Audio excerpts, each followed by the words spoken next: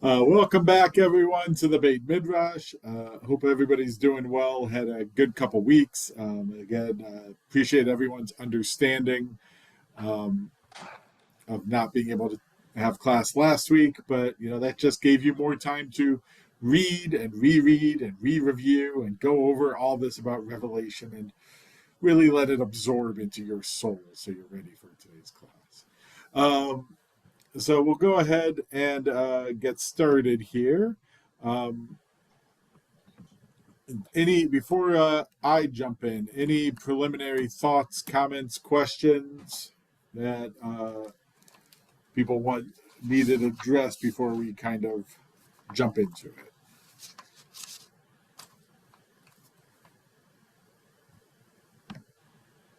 Yes, Stuart. Well, I'll mention just one thing. It seems the word revelation, which I feel like I've heard a lot in the context of other religions, Christianity in particular, they talk about revelation. So I haven't heard it so much in Judaic thinking. But is it just the simple revelation of God to us, or was it that simple definition, or is it more deeper definition than I'm understanding? Um, as I think is common with this book, I think the answer to the question is yes. It's the non-dipolar thinking that Rabbi Artson's espousing. So Torah can mean a few different things. I think or Revelation can mean a few different things. It can mean one capital, what I usually say, like narrow Torah, which is usually the 5 books of Moses: Genesis, Exodus, Leviticus, Numbers, Deuteronomy, and Torah as those 5 books that are the 5 books that Moses was part of.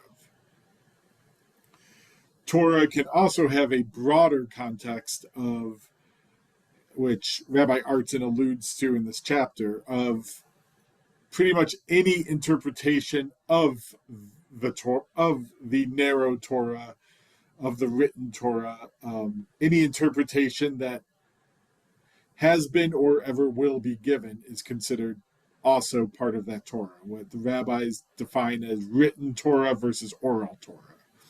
So the written Torah would be the Tanakh kind of at large, including the 5 books, but also the prophets and the writings. And then the oral Torah would be the Mishnah, the Gemara, the Midrash, Kabbalah, philosophy, Chassidut, halachic works, like all the poetry, all those things would kind of fall into oral Torah, as the rabbis call it.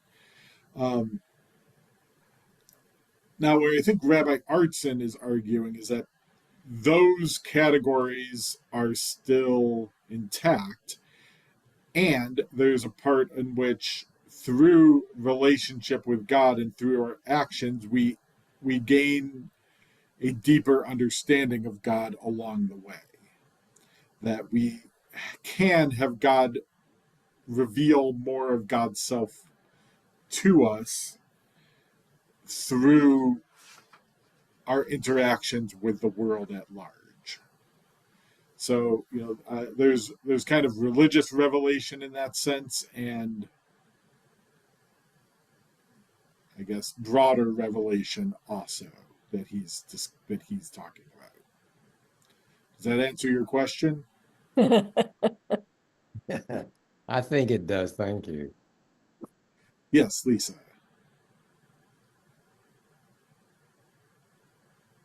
Okay. Maybe we'll get to this, but I was really a little, I don't know, confused. Don't totally understand when he talks about thinking of Torah as a mountain, with Genesis and Deuteronomy as the base, Exodus and Numbers as the second level, and Leviticus as the peak. I don't know. I'd like to hear more on that. Good. I'm going to pause on that question for a moment, and we'll come back to it. I want to see if there's kind of more fundamental questions, and then we'll work our way up to it, up to that. That was an interesting part. So I do want to talk. I do want to clarify it. I just want to see if there's more fundamental questions before we get to the more advanced questions. TK. I don't know if this qualifies as fundamental question, and if not, just put it in line behind Lisa's. On page 104, under the paragraph choosing, chosenness, and holy community, which I thought was an interesting chapter, but about a little past midway of that paragraph, it says, in Jewish religious understanding, ritual matters because it generates ethical seriousness. It creates a pedagogy of goodness and an agenda of grateful inclusion. I just underlined that with a question mark because I would like to hear more about how ritual generates ethical seriousness. I mean, I don't get that connection. Okay. So maybe let's kind of start at the beginning and work our way forward. Okay. And that might be a good way to begin.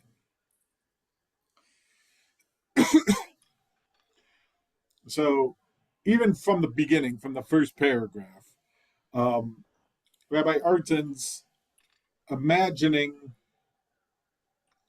as he says, revelation as ongoing, relational, dynamic, and continuous. And then he talks about God and human being co-creators. So revelation does require two parties. That requires a giver and a receiver. So it's one thing for God to give the Torah to us on Mount Sinai, but it's another for the Israelites, for the Jewish people to accept the Torah that was given. In our class on Wednesday morning, we recently walked through a well-known midrash in which God goes to Esau's descendants and says, I want to give you the Torah.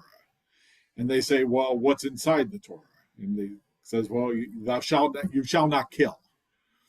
And they say, well, the Torah also says that, we have to live by the sword. That's what Jacob blessed Esau with, so we can't accept it.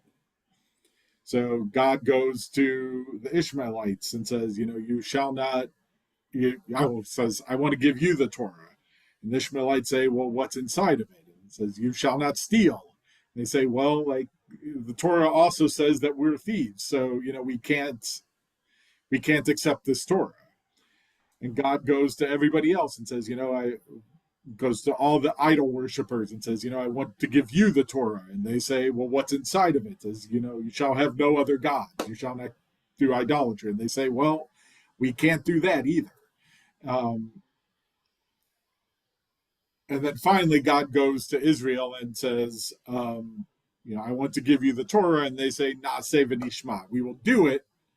We accept it. And then we will hear what the terms are. I kind of outlined that midrash because it kind of highlights this idea that God is trying to give the Torah, but not everybody wanted to accept the Torah. So part of the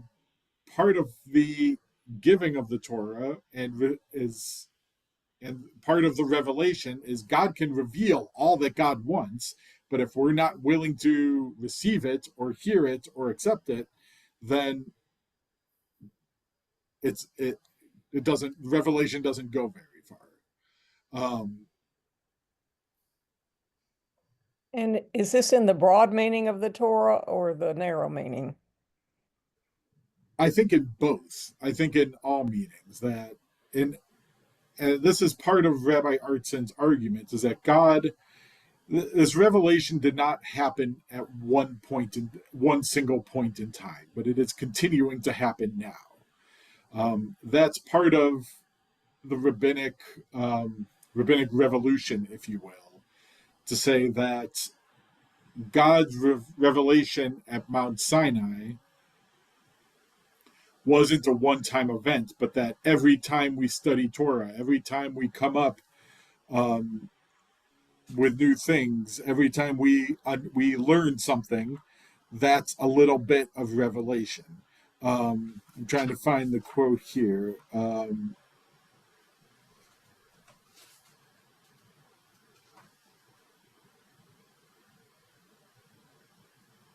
So while you're looking, Maybe we'll come across it. I'm not finding it quickly.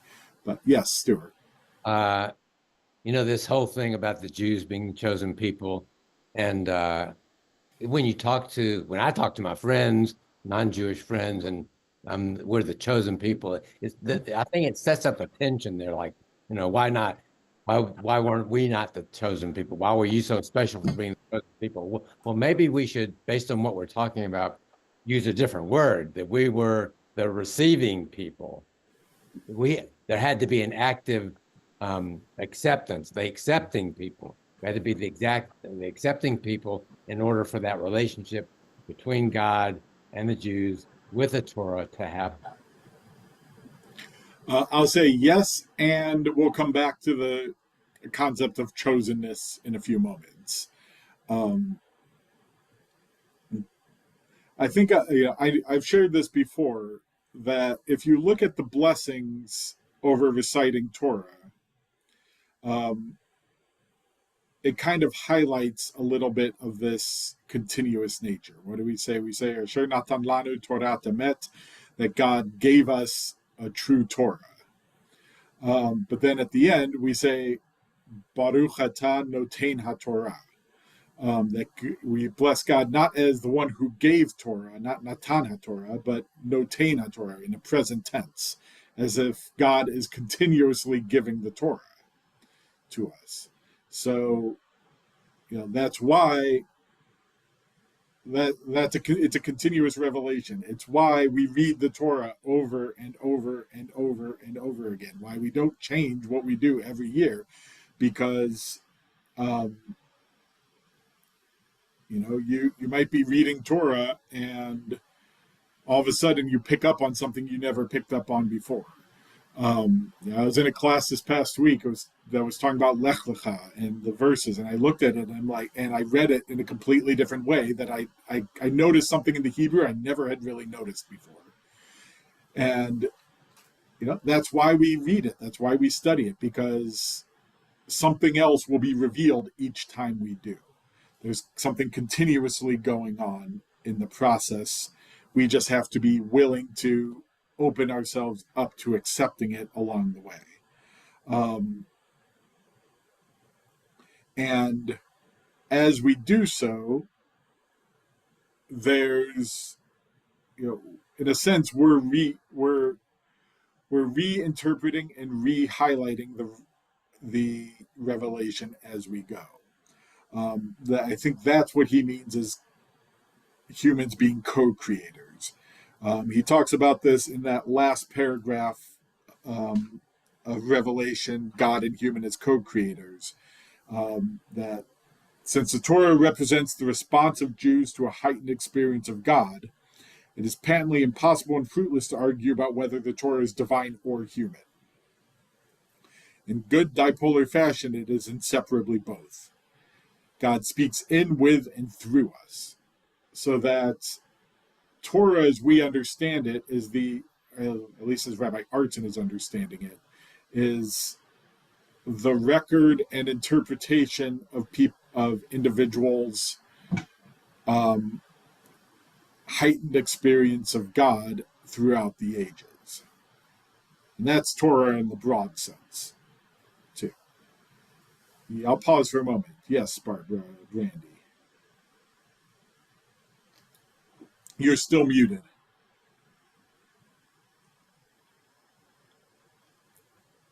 Sorry. I wanted to check and I'm sorry that I came in late, maybe you already dealt with this. I wanted to check, what is he talking, or what do we understand the word revelation to mean? And I got that. I went to the Oxford English Dictionary, and I found it very interesting, and it relates to what you were saying about everything, or every time we learn something, it becomes part of revelation. That originally the term revelation was being used in an attempt to reconcile Darwinian theory with biblical occurrences, because you have change over time. And it seems to me Rabbi Artson would really like that original idea, but it was fascinating to me. And what you are just saying now fits right in with that. I never associated a positive association between Darwin and this. That's interesting. I'd be curious to learn more about that.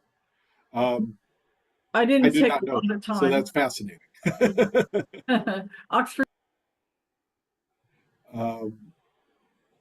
Yeah, and especially with, I think, modern tendencies to use revelation as a way to avoid talking about Darwin and science.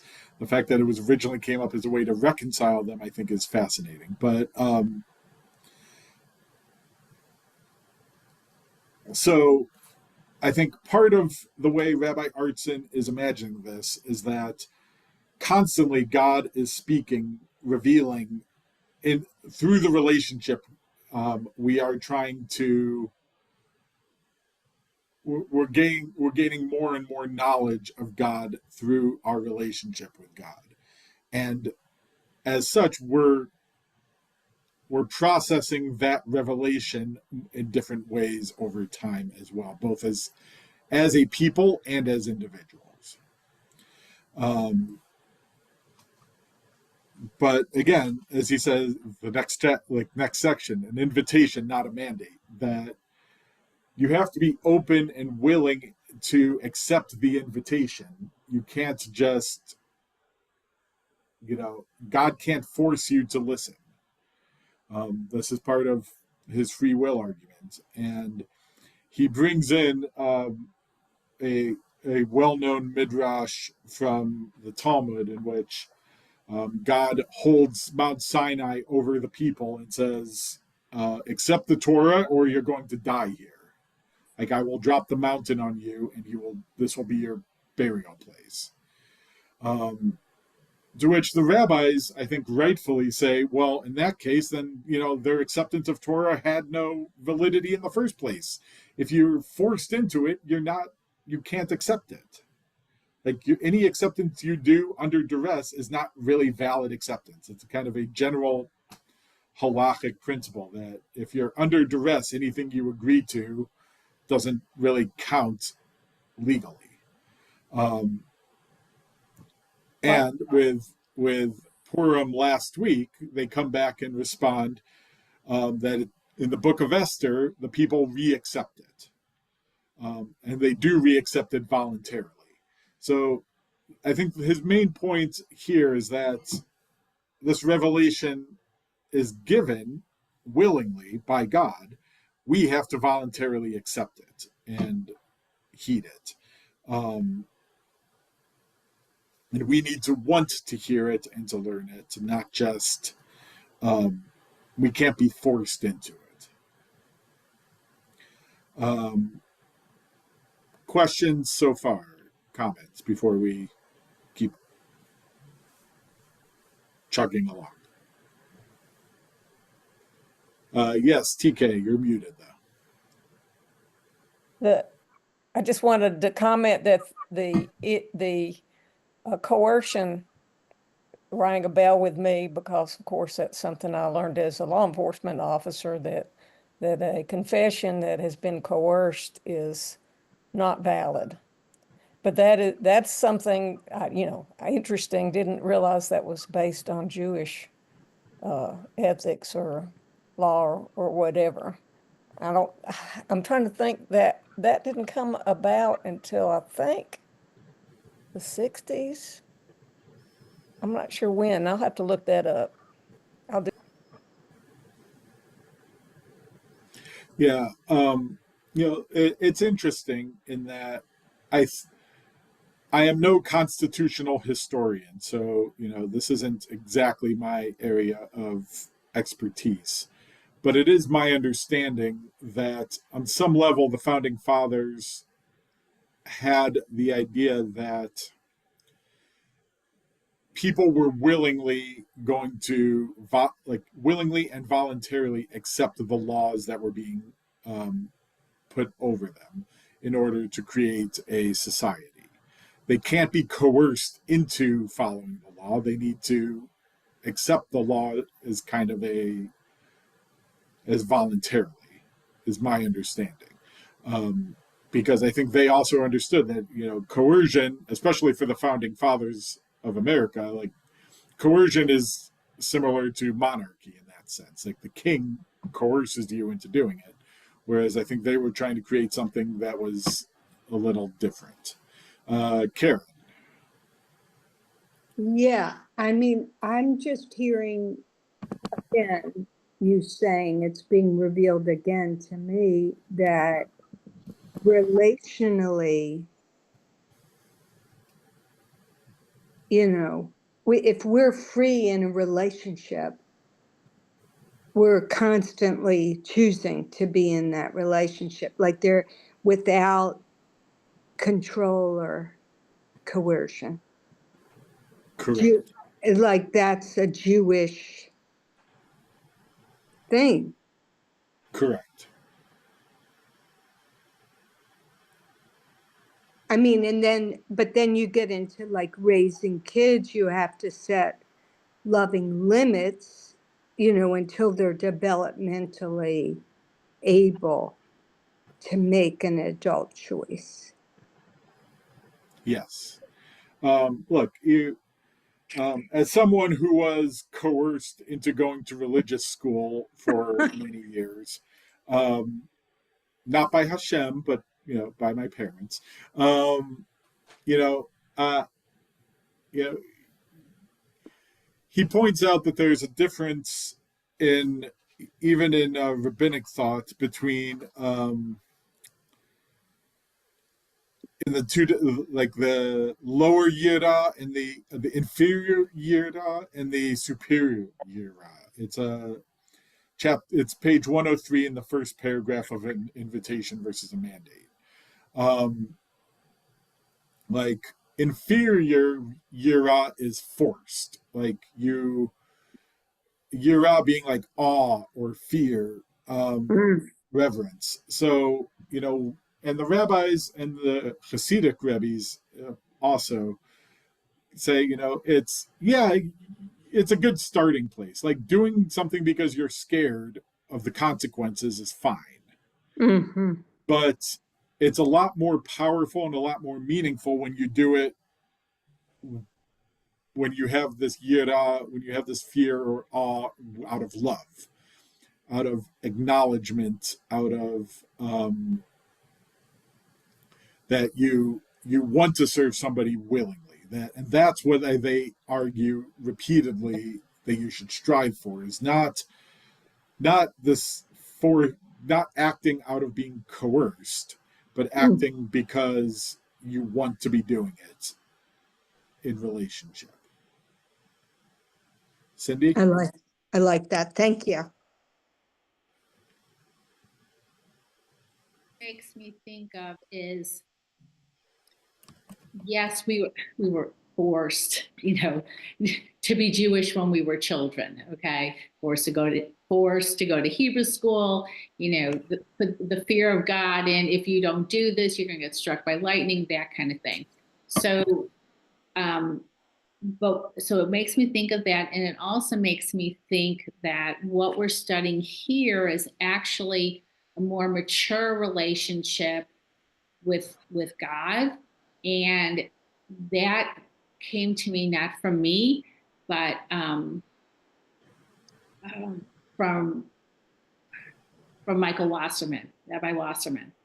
He gave a sermon once that said, I'm sorry, there's a phone ringing. When we become adults, we make all kinds of decisions about who we will marry, where we will live, you know, all those different, you know, all those things about our life. But most of us don't consciously choose Judaism for ourselves. And that was a shift for me to allow me to be in this relationship with God, with my religion, rather than it being imposed on me. This is something that I choose and that I enter into. And it was just an interesting insight that, like, that's something that we that are born into Judaism often don't make that deliberate choice. Yeah. Well said. You know, I recently finished Sarah Hurwitz wrote a book on choosing Judaism. If you don't, she was Michelle Obama's speechwriter, and the book came out 7 years ago or so. It was an interesting book, but that's a lot of her argument is, you know, growing up she was forced to do these things and never really took it seriously, and then as an adult she's like, well, when she started learning it, she's like, well, why didn't I take it seriously? And it's, you know, and a lot of the book is, you know, trying to, there's an educational aspect, but also a part of you need to choose to come back to Judaism, whether you're born Jewish or not. You need to make the choice to try to understand and learn, because that's what Judaism demands. And it is one of the great challenges of Jewish education,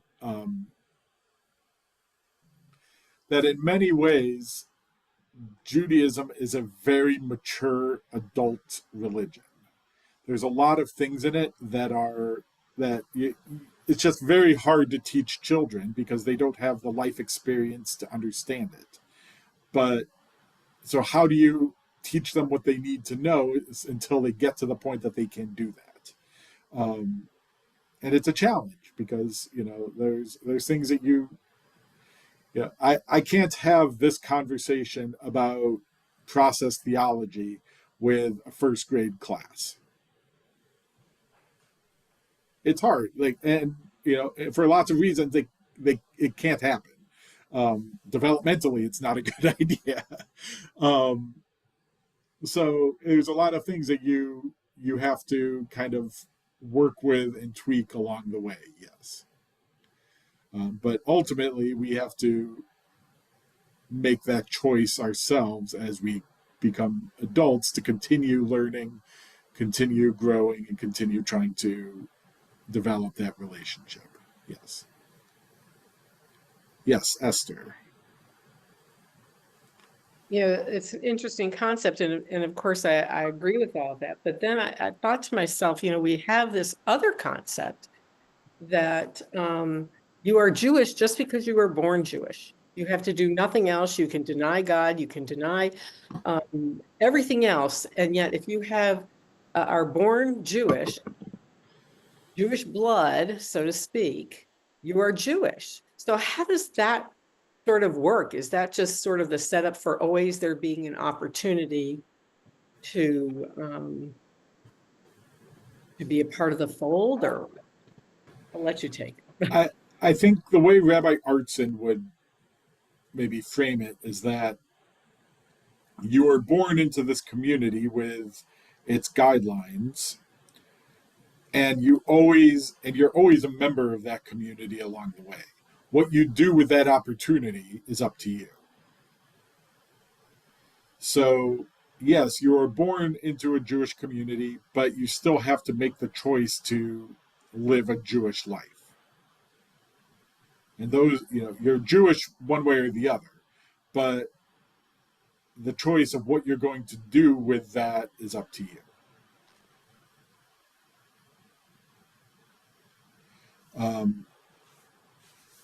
And along that line, this now gets, I think, to the questions that Lisa and TK were asking, is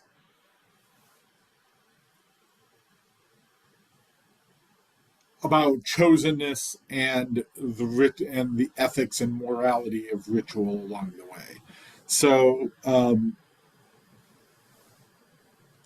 so going to Lisa's question that she asked at the beginning, in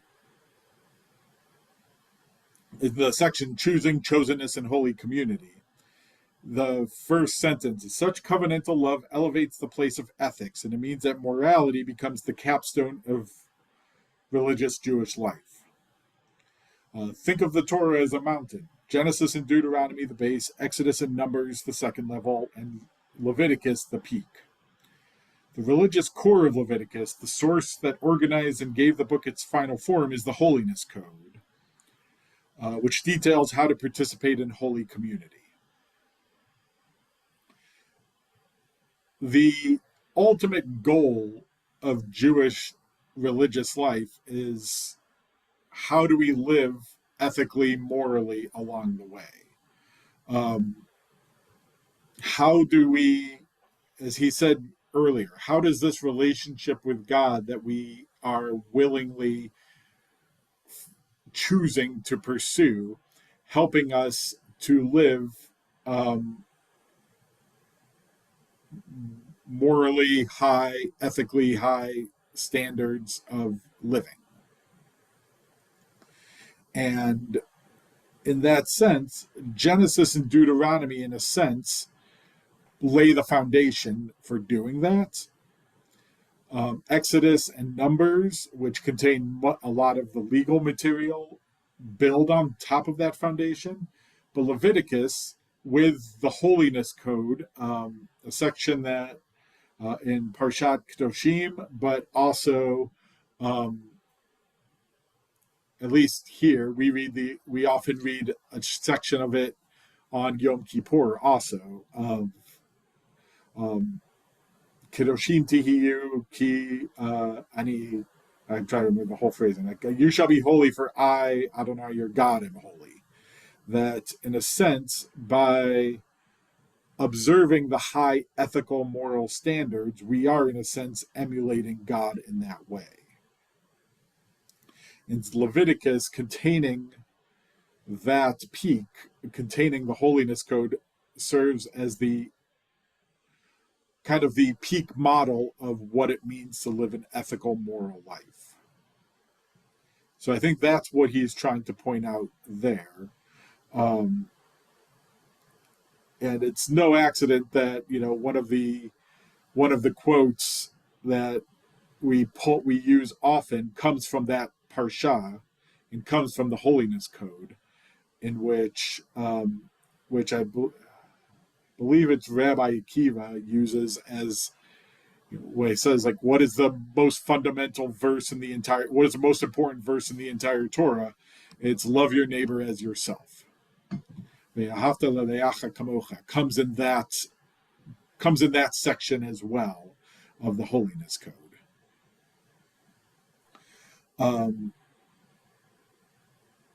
Now, ritual matters because it generates ethical seriousness. I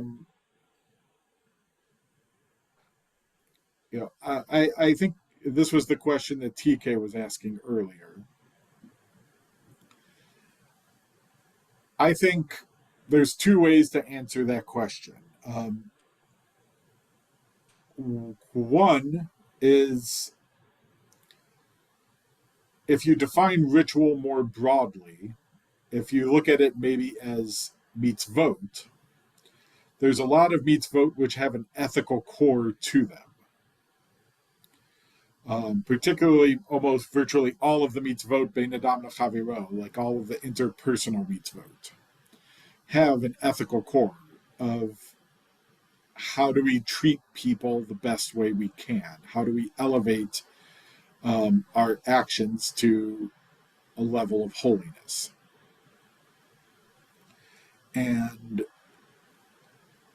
I think where we usually think of ritual is bein adam lemakom. We think of the rituals that are between us and God, the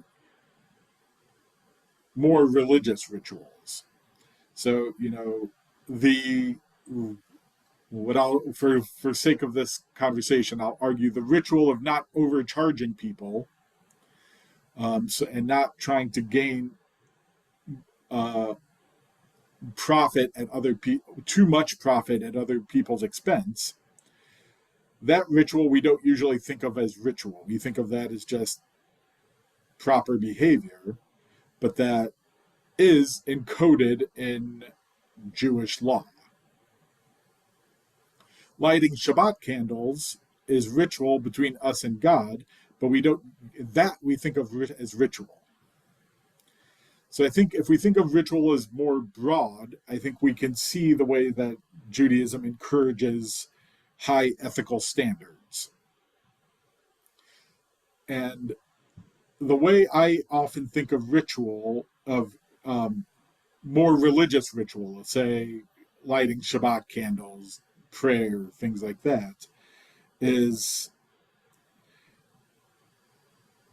they help us remember and recall the relationship with God, which in turn reminds us and forces us to recall God's demands on us. And that by doing that, by that recollection, we now remember the way we're supposed to act in this world. That the religious rituals help us reinforce and remind us of the ways that we're supposed to live ethical lives around the world throughout our lives. So this is one of the explanations I give for why we put a mezuzah on the door, is because as we walk out the door, like when we're inside the house and we walk outside the door, we kiss it to remind us that, just as we try to behave inside the house, we should be trying to behave outside the house. And then when we come back in the house, we kiss it to say, the way we lived outside the house should be the way we live inside the house too. That God is present in both of those directions, and that we should be living a life of integrity to remind us of all of our obligations, both inside and outside the home.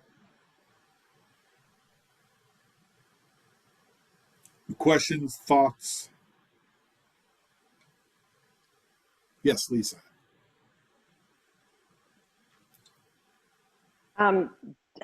Just to help me understand this more about the peak, can you tell me a little bit more about I'm not that familiar with what the holiness code is that's in Parshat Kedoshim.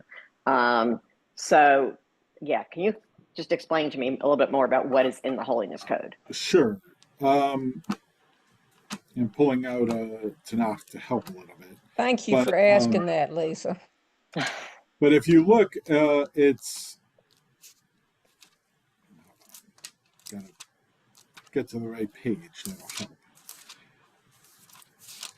And keep going around it instead of at it.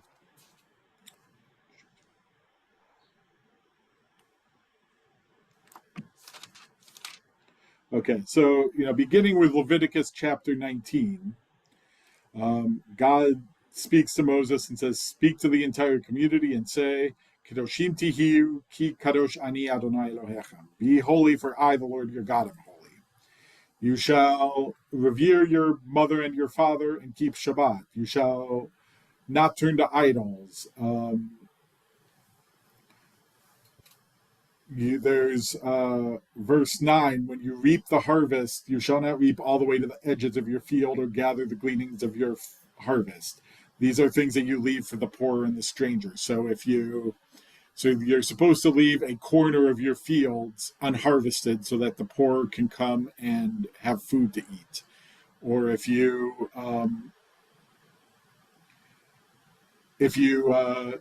miss some of the harvest while you're going through, you shouldn't go back to get it and let the poor go back to get it for you. You shall not defraud your fellow. You shall not commit robbery. You shall not, this is another famous one. You shall not insult the deaf or place a stumbling block before the blind. You shall not render an unfair decision. You shall not hate your kinsfolk in your heart. Reprove your kinsman, but incur no guilt because of him.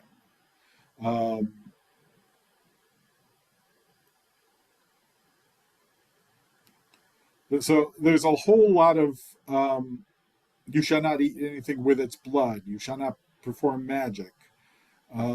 There's a lot of things in here that are basic foundational ethical laws for the Israelite society that God is envisioning. When a stranger resides with you in your land, you shall not wrong him. You shall love him as yourself, for you were strangers in the land of Egypt. So these are all kind of basic laws that God says, you want to be holy, this is what you have to do. And they call it the holiness code because it is often repeated throughout it in various places. Ani Adonai Elohechem, or like I am the Lord your God, or be holy, for I the Lord your God am holy. Like this idea of like this is what it takes to be a holy society. And here's a whole list of ethical things you have to do that. There are ritual things mixed in with it as well.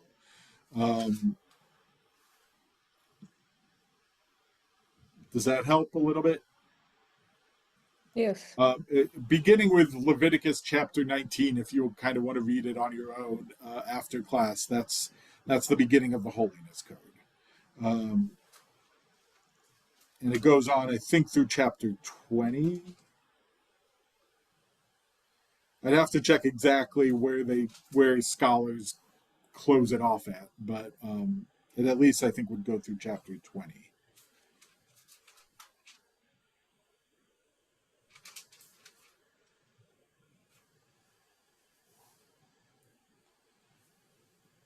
Other questions before we move on a little bit? Yes. I just wanted to say that that's helpful to think of rituals as reminders. I'll just be honest here. Rituals are the things that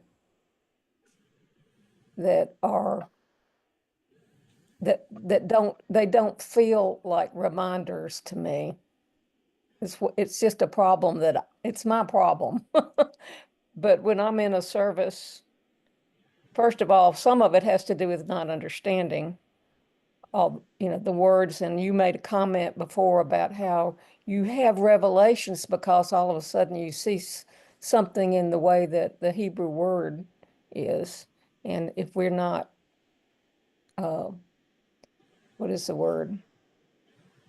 Able to do that, understand the language to that level, it just sounds like the same thing over and over again to me. And I think back to my time in, we called it Sunday school in Montgomery.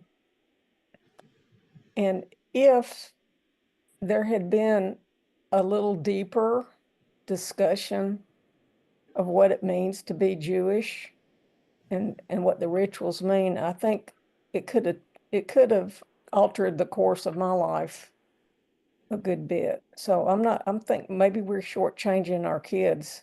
And I'm not first grade, but by the time we're 13, we're supposed to have a more mature understanding of what we're doing, and I sure didn't.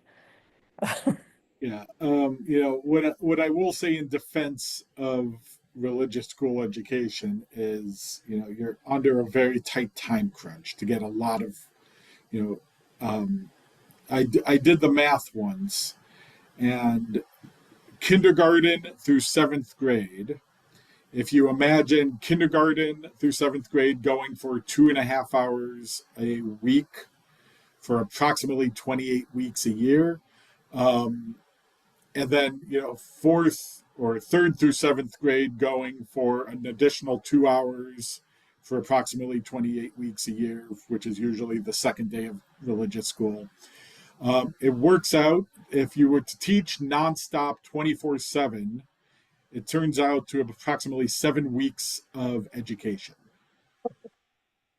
So you're trying to teach a 3 to 4,000 year old tradition to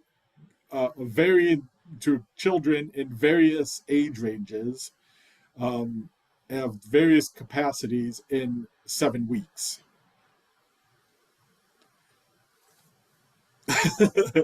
It's just one of the challenges of supplementary religious education, and it's hard to get.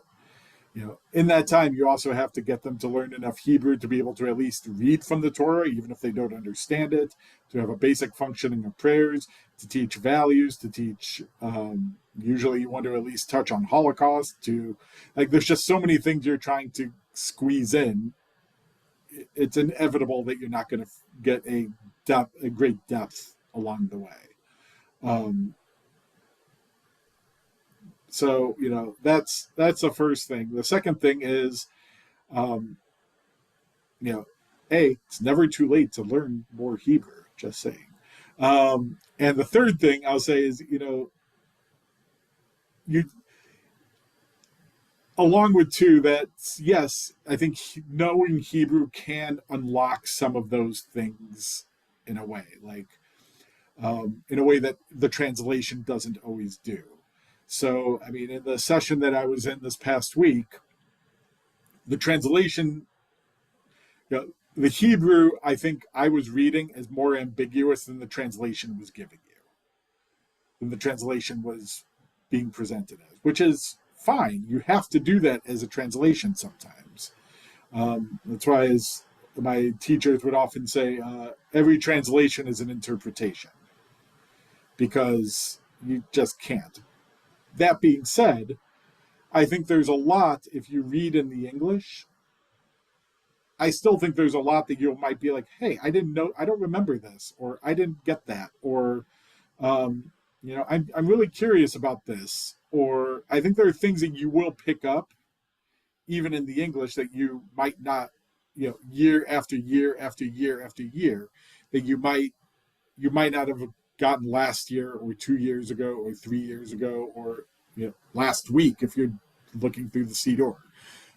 Even yesterday, if you were looking through the Siddur, you might pick up on something different each time that you go through it. That's why we do it over and over again. So, Rabbi, Yes. if we're all honest, and we're all, not you, of course, the rest of the 11 people here. I'm not honest. That's what I just heard. Okay. We're not honest. No, if we're honest and say, when we read the Hebrew, we really don't understand it. We know words here and there, or phrases here and there, even if you studied it for many times. So if you're in a service and frequently I'm reading the Hebrew, that's the part I'm not reading the English. I'm reading the Hebrew. What is the real value of reading the Hebrew if I'm not understanding really with any depth of what I'm reading? I think I'll say a couple things. I think one, I still think there's value in going through the Hebrew in that you do learn some of it as you repeat it. There's something in the repetition that does sink into your heart eventually, that you do become more aware of as you go. That being said, tefillah is a highly structured service, and as the rabbis talk about how no word or not even any letter in the Torah is there on accident,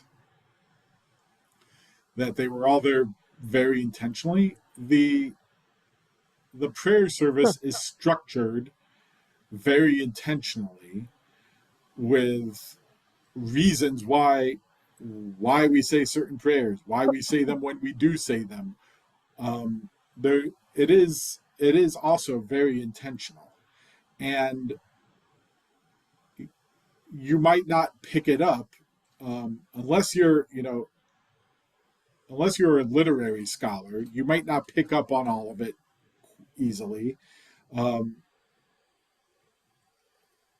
but I think, there's education that can go on around the service to help you understand the structure and the prayers of what we're trying to do and why we're trying to do it in the way we're trying to do it. Some of that is you just need to learn along the way. Yes. I certainly don't understand most of it. There is, though, something about hearing the Hebrew, and even when it's a lot of English and a lot of Hebrew, that pulls me back, way back, and also back to my family and seeing the people that that were leaning more Orthodox and how that ritual helped them over and over. So although I prefer more English and I do read the sides and I do say, and I can read Hebrew, I think there is some value to what it feels like spiritually to me to have Hebrew there. Yeah, I mean, that I didn't go there, but that's a good point too, that there is something to be said of saying the same words more or less that that our ancestors have been saying for 1,000 years or more in most cases. Rabbi, similar to what Barbara said, I was kind of on that same vein, but a little different. It's just the ritual that if you do the same service every week, you can really lose yourself in it, and that's a very spiritual thing too. So it's the comfort of the consistency of what you're doing. So it's not all about understanding it. Some of it is just about being used to it.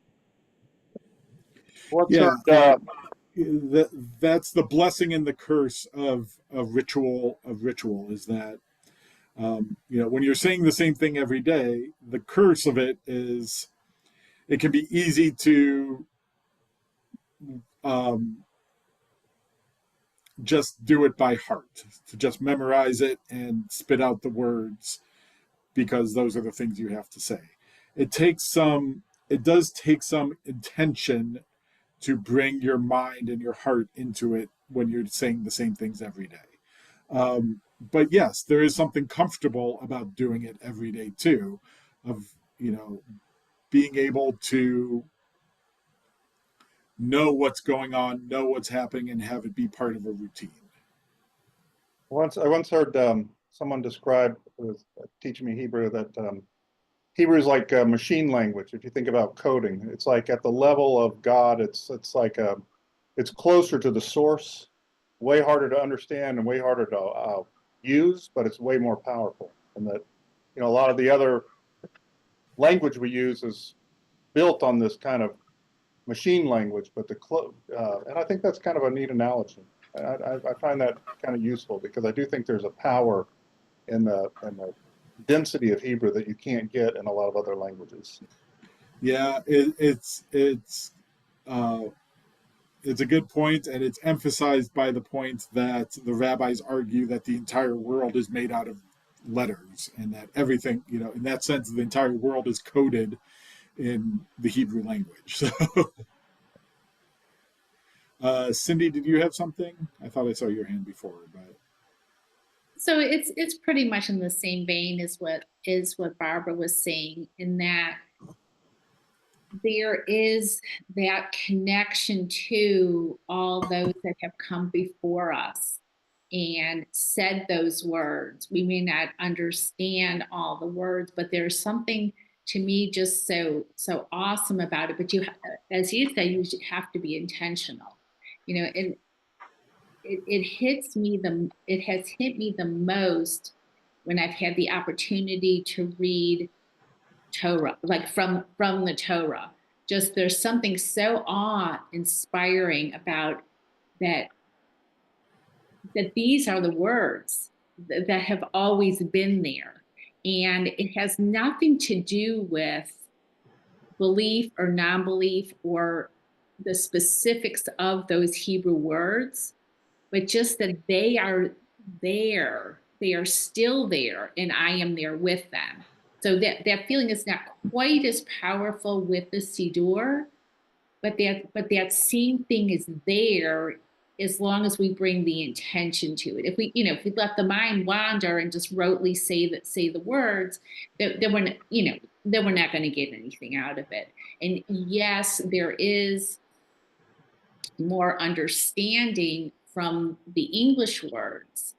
But what I would say perhaps to you, TK, is that continual reading of those English words, even when the Hebrew is going on in the background, there becomes a familiarity with that as well. And there all of a sudden will come certain things that like jump out at you each time, that jump out at me each time I'm in the prayer book, like on a Shabbat morning, that are like my favorites. But we have to come to it with the intention and attention. It's sort of like you get what you put in, basically. And again, to choose that this is an important thing to you. I mean, that's how I come to it. I wonder if some of you I know travel in different ways and in different, different countries or in our country.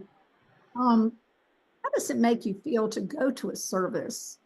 Let's say in a little corner of Portugal or the Bahamas or wherever you are, and see the text, the same text, and hear maybe the same tuning, and not know what it means, but it just brings me right back to the ancients, to the core in the history, TK. And that's, I know you're a history literary person, and that's what it does in my soul and my gut. Yes, Esther. That was exactly the thing that came to my mind. I remember going to Italy and to France in college, and walking into a synagogue and feeling at home. So there's something about the presence of community that Hebrew that creates community no matter where you are, even here in DC. I can walk into any synagogue, and I say this to Alan every time, it's like there's some prototype. I am here in the same way. I've been here a million times in this room with these people, with these words, and there is a comfort. I think the challenge that you really bring up is how much Hebrew do we raise our children with? How much exposure do our children have to some of the things that we had?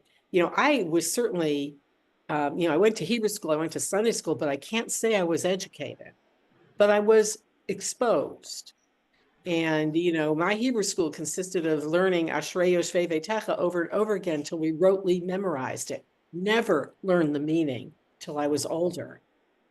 So I think what we're talking about is so multifaceted in terms of, ritual and community and all the things that bind us, that really I don't know that there's any other group that has a bind like Judaism does, that crosses centuries and continents.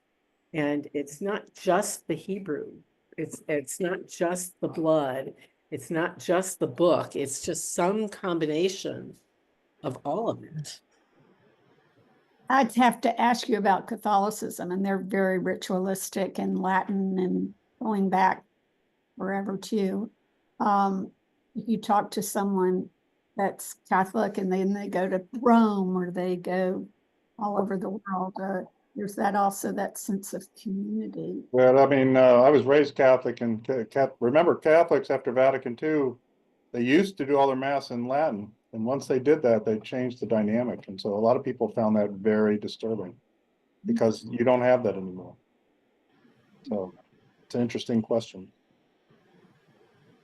I mean, there are some sects that still try to do services in Latin, but it's I think some people consider it a big loss.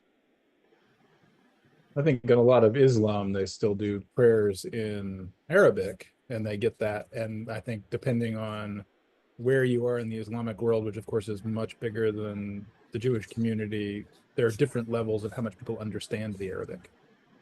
So there's a similarity that way, but it's not nearly as old. in my understanding too is, Quranic Arabic is to modern Arabic as biblical Hebrew is to modern Hebrew. That, there's similarities, but, I don't think, the modern fluent Arabic speaker might still struggle to get through Quranic Arabic, is my understanding. That there's enough linguistic variety that it can be hard to follow too sometimes. Yeah, I get from what I've read, it sounds like it's a little bit closer, and like there's this, I can't evaluate it, but there's this statement I've heard from a lot of places that it's the most incredibly beautiful poetry that doesn't translate very well.